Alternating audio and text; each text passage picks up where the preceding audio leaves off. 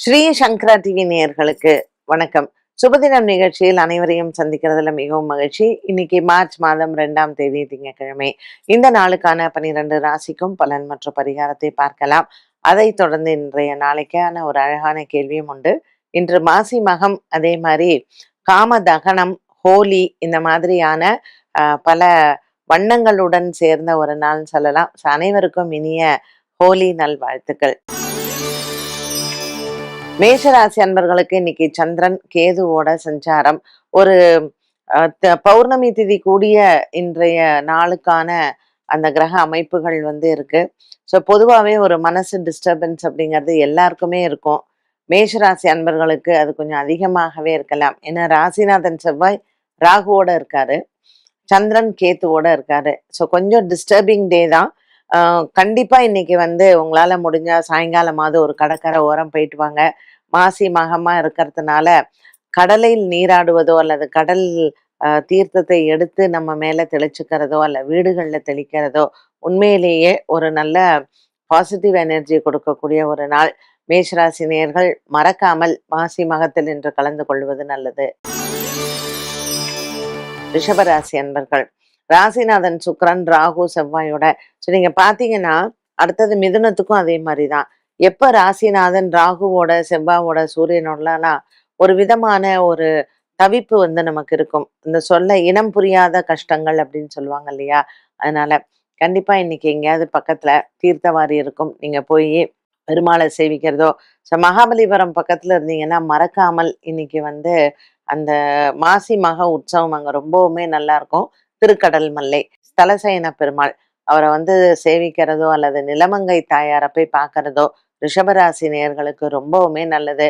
முடியாதவங்க மனதளவுல பிரார்த்தனை பண்ணிக்கலாம்.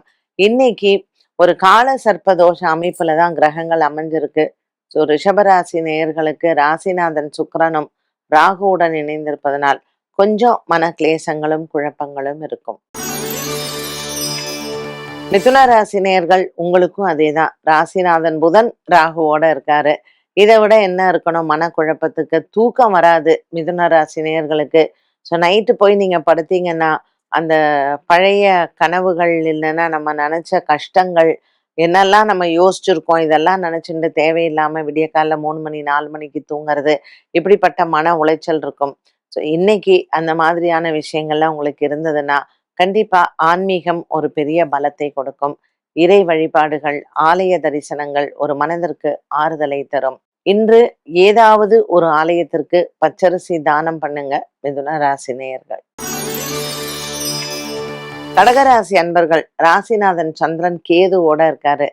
அதே தாங்க, ஒரு மனக்குழப்பம் கண்டிப்பா இருக்கும். ஸோ அலுவலகத்துல ஒரு முக்கியமான விஷயம் கையெழுத்து போடணும், இந்த முக்கிய நபரோட இன்னைக்கு பேசணும்னா அதை நம்ம தவிர்த்தலாம். கொஞ்சம் கிரக நிலைகள் யாருக்குமே சரியில்லாத ஒரு அமைப்புல தான் இருக்கு. பட் இருந்தாலும் நம்ம அந்த நாளை நம்ம தள்ளணும், சமாளிக்கணும், வரக்கூடிய பிரச்சனைகளை கையாளணும் இல்லையா? இறை வழிபாடு தான் அதற்கு நமக்கு ஒரு பலத்தை தரும். கண்டிப்பா கடகராசினியர்கள் இன்று சிவன் ஆலய வழிபாடை செய்யலாம். குளத்தில் இருக்கக்கூடிய மீன்களுக்கு பொரியலிடலாம். சிம்மராசினியர்கள், சிம்மராசினியர்கள் ராசிநாதன் சூரியன் ராகுவோட சேர்ந்திருக்கிறாரு. ராசியிலேயே சந்திரன் கேதுவோட சேர்ந்திருக்கிறார். குழப்பங்களுக்கு பஞ்சமே இல்லை. அதனால எந்த விஷயமும் நமக்கு கை கூடலை அப்படின்னா மனசு நீங்க சஞ்சலப்படவே வேண்டாம். ஏன்னா எல்லா ராசிக்காரர்களுக்கும் அதே மாதிரி தான் இருக்கு. சிம்ம ராசிக்காரர்களுக்கு இன்றைய நாள் மன சஞ்சலங்கள் அதிகமாகவே இருக்கும். மற்றவங்களுக்கு அட்வைஸ் பண்ணாதீங்க. வீட்டில் ஏதாவது ஒரு சில விஷயங்கள் பேசுனாங்கன்னா இது நமக்கும் அதுக்கும் சம்மந்தம் இல்லை அப்படின்னு சொல்லிட்டு விட்டுட்டு போயிடுங்க. கூடிய மட்டும் மற்றவர்கள் விஷயத்தில் தலையிடாமல் இருந்தால் இந்த நாள் நல்ல நாள். கன்னிராசினியர்கள், உங்க ராசிநாதன் புதன் ராகுவோட சேர்ந்திருக்கிறார். அதனால உங்களுக்கும் மனக்குழப்பங்கள் நிறைய இருக்கும். யாருனால இருக்கும்? உங்க பிள்ளைகளால இருக்கும். தேவையில்லாத செலவுகள், ஸ்கூல்ல தேவையில்லாத சண்டை, காலேஜ்ல தேவையில்லாத சண்டை, திருமணமாச்சுன்னா கணவன் மனைவியோட சண்டை, இப்படி வாக்குவாதங்களும் பிரச்சனைகளும் வரக்கூடிய வாய்ப்புகள் இன்று நிறையாவே உண்டு. பசுமாடுகளுக்கு பச்சரிசி கொடுத்து நவ தானியங்களையும் கொடுக்க கன்னிராசிக்காரர்களுக்கு ஒரு மனதில் குழப்பம் இல்லாத ஒரு நாளாக அமையும். கன்னிராசி அன்பர்களுக்கு இன்று 10ஆம் இடத்திலும் குரு இருப்பதனால் வேலை செய்யும் இடத்தில் சில பிரச்சனைகள் போகலாம். துலாம் ராசி அன்பர்கள், துலாம் ராசி அன்பர்களுக்கு இன்று மனக்குறைகள் இல்லை. இன்று பல நாட்களாக இருந்து வந்த மன பாரங்கள் தீரும். ராசிநாதன் சுக்கிரன் ராகுவோட இருக்கிறாரு. உடல் ஆரோக்கியத்தில் கவனம் தேவை. குறிப்பாக கர்ப்பிணி பெண்கள் உடல் ஆரோக்கியத்தில் மிகுந்த கவனத்துடன் இருக்கக்கூடிய ஒரு நாள். திங்கட்கிழமை மாசி மகம் ஏதாவது ஒரு விஷ்ணு ஆலய வழிபாடு உங்களுக்கு சிறந்தது. விருச்சிக ராசி நேயர்கள், ராசிநாதன் செவ்வாய் ராகுவோட உட்கார்ந்து இருக்கிறாரு. 10ஆம் இடத்துல சந்திரன் கேதுவோட இருக்காரு. வேலை இடத்துல நம்ம வாயை மூடிட்டு இருக்கிறது ரொம்ப நல்லது. தேவையில்லாத வாக்குவாதங்கள், தேவையில்லாத சண்டைகள், அதுவும் நண்பர்களோட விவாதமே வேண்டாம். வெள்ளை காக்கான்னா ஆமான்னு சொல்லுங்க, கருப்பு காக்கான்னா ஆமான்னு சொல்லுங்க. இந்த சண்டை உங்களுக்கு பெரிய அளவுக்கு ஒரு மனதை பாதிக்கிற அளவுக்கு கூட போகலாம். அதனால விருச்சிக ராசி நேயர்களுக்கு மிகுந்த கவனத்துடன் இருந்தால் இந்த நாள் நல்ல நாள். தனுசு ராசிக்காரர்கள், இந்த தனுசு ராசிக்காரர்களுக்கு மட்டும்தான்ப்பா ராசிநாதன் நல்லா இருக்காரு. மற்ற ராசிகள் எல்லாம் பார்த்தீங்கன்னா மகரம் கும்பம் கூட பரவாயில்ல, இதுல மகரம் தப்பிச்சுக்கிட்டாங்க, கும்பம் கூட எல்லா கிரகங்களோடையும் சேர்ந்திருக்கு. ஸோ தனுசு ராசிக்காரர்களுக்கு உண்மையிலேயே ரொம்ப பாக்கியமான ஒரு நாள். பித்ருக்களினுடைய வழிபாடு, அன்னதானங்கள் செய்வது, குலதெய்வ வழிபாடு, இது எல்லாமே இன்னைக்கு செய்யலாம். பாக்கியத்தில் இருக்கக்கூடிய சந்திரன் கேதுவுடன் அமர்ந்திருப்பதனால் தனுசு ராசிக்காரர்களுக்கு மனதிற்கு நிறைவான நாளாகவே அமைகிறது. இன்று நீங்கள் எடுத்துக்கொண்ட வேலைகள் அனைத்தும் வெற்றி அடையும். மகர ராசி நேயர்கள், ராசிநாதன் சனி இன்று மீனத்தில் இருக்கக்கூடிய சூழ்நிலையில் உங்களுக்கு குடும்ப கஷ்டங்களை தீர்த்து வைப்பார். குடும்பத்தில் கணவன் மனைவி உறவில் மற்றும் சகோதர சகோதரிகள் உறவில் இருக்கக்கூடிய மனபாரங்கள் தீரும். மகர ராசி நேயர்களுக்கு இன்று எடுத்த காரியத்தில் வெற்றிகளும் உண்டு. மனதிற்கு நல்ல ஒரு நிறைவான நாளாகவே அமைகிறது. நீண்ட தூர பிரயாணங்கள் ஒரு சிலருக்கு இன்று அமையும். கும்பராசி நேயர்கள், கும்பராசி நேயர்களுக்கு இன்று குடும்ப குழப்பங்கள் தீரும். ராசியில் இருக்கக்கூடிய இந்த கிரக சஞ்சாரங்கள் பல நாட்களாக இருந்து வந்த ஒரு மன பாரத்தை தீர்க்கும். இன்று கும்பராசி நேயர்களுக்கு உடல் ஆரோக்கியத்தில் கவனம் தேவை. மீனராசிக்காரர்கள், ராசியில் சனி பகவான், 4ஆம் இடத்தில் குரு. சகோதர சகோதரிகளிடையே சில மன குழப்பங்களும் மன சிக்கல்களும் வந்து போகலாம். இன்று குலதெய்வ வழிபாடு செய்வதோ அல்லது சிவன் வழிபாடு செய்வதோ மிகவும் விசேஷம். இன்று வியாபாரிகள் மற்றும் தொழிலாளிகளுக்கு கடன் வாங்குவது மற்றும் கடன் கொடுப்பதில் கவனம் தேவை.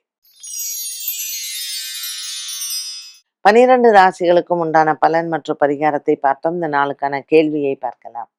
ஆயில்யம் நட்சத்திரத்தில் பிறந்தவர்கள் எந்த ஆலயம் சென்று வணங்க வேண்டும்? இந்த ஆயில்ய நட்சத்திரக்காரர்களுக்கு கற்கடேஸ்வரர் ஆலயம் அப்படின்னு இதை பொதுவாக சொல்லுவாங்க. இந்த ஆயில்ய நட்சத்திரக்காரர்கள் திருந்து தேவன்குடி அப்படிங்கிற இடத்துல அமைந்திருக்கக்கூடிய கற்கடேஸ்வரர் கோவில். இந்த ஆலயமும் பார்த்தீங்கன்னா ஒரு 1000லேருந்து 2000 ஆண்டுகள் பழமை வாய்ந்தது. தஞ்சாவூர் மாவட்டத்தில் அமைந்திருக்கக்கூடிய இந்த இடத்திற்கு புராண காலத்தில் இருந்த பெயர்கள் என்ன அப்படின்னா கார்கதீஸ்வரம், நந்தன் கோவில், இப்படிதான் புராண காலத்தில் கூப்பிட்டாங்க. அதற்கு பிறகு அது மருவி கற்கடேஸ்வரர் ஆலயமாக அமைந்தது. இங்க இருக்கக்கூடிய மூலவரினுடைய பெயர் கார்கடேஸ்வரர். இங்க இருக்கக்கூடிய அம்பிகையினுடைய திருநாமம் அருமருந்து நாயகி, அப்புறம் அபூர்வ நாயகின்னு பேரு. இங்க ஆயில்ய நட்சத்திரக்காரர்கள் தங்களினுடைய நட்சத்திர தன்று சென்று இறைவனையும் இறைவியும் வணங்கி அபிஷேகங்கள் ஆராதனைகள் செய்தால் அவங்களுடைய நட்சத்திர தோஷம் போகும் அப்படிங்கிறது ஒரு நம்பிக்கை. இந்த கோவில்ல என்ன அதிசயம் அப்படின்னு பாத்தீங்கன்னா, இங்க இருக்கக்கூடிய லிங்கம் சுயம்பு லிங்கம். இது மண்ணுக்குள்ள புதைந்து அதற்கப்புறம் மன்னர் அந்த இடத்துல கண்டுபிடிச்சு கோவில் கட்டினாங்க. சிவனும் பார்வதியும் அவர்களுக்கு ஒரு மருத்துவராக காட்சி அளித்து பின்னர் அவங்க மறைஞ்சாங்க. இங்க 2 அம்பாள் சன்னதி இருக்கு. அந்த 2 அம்பாள் சன்னதியும், ஒன்று அம்பிகை மருத்துவராக மருத்துவம் பார்த்ததுனால அருமருந்து நாயகியாகவும், அபூர்வ நாயகியாகவும், அந்த சிலை காணாமல் போயிட்டு திரும்பவும் கிடைச்சதுனால அபூர்வ நாயகியாகவும் இங்க இந்த சன்னதிகள் இருக்கு. மனசுல நிறைய குழப்பம் இருக்கிறவங்க, மனசஞ்சலம் இருக்கிறவங்க இந்த சன்னதி முன்னாடி நின்று அம்பிகையை மனமுருகி வேண்டினால் அவங்களுடைய மன சங்கடங்கள் தீரும் அப்படிங்கிறதும் பக்தர்களினுடைய நம்பிக்கை. இந்த ஆலயத்திற்கு ஆயில்ய நட்சத்திரக்காரர்கள் ஆயில்ய நட்சத்திரத்தன்று விசேஷ வழிபாடுகளை செய்யலாம். இங்க என்ன அதிசயத்தின் அடிப்படை அப்படின்னு பார்க்கும் பொழுது, இந்த லிங்கத்துல வந்து வண்டு குடைந்ததாக நம்ம வந்து பார்க்கலாம்.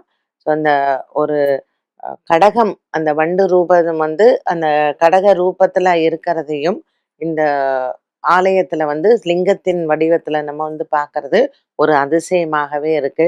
ஸோ இந்த ஆலயத்திற்கு போறவங்க லிங்கத்துல எப்படி அது அந்த நண்டு வந்து குடைந்து வந்தது அப்படிங்கிறதையும் நீங்க பார்க்கலாம்.